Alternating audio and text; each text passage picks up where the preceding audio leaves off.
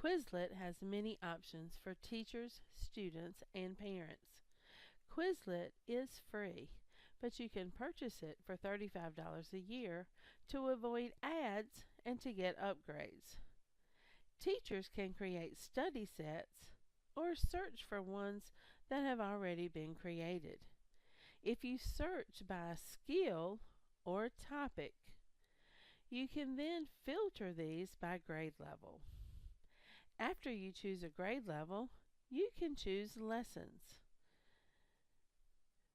This will take you to a screen that has the lessons sorted by skill or area.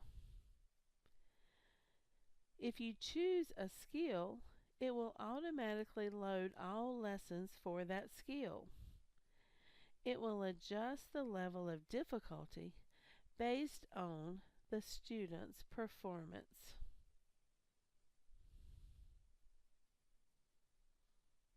The student can choose to get instructions or to skip this step and move on to the lessons. Some lessons will take you to other websites. Some of these are free, but many are not. As a teacher, you can avoid this by creating your own study sets. You can control who has access and monitor student progress. Quizlet can be a great tool for teachers and students.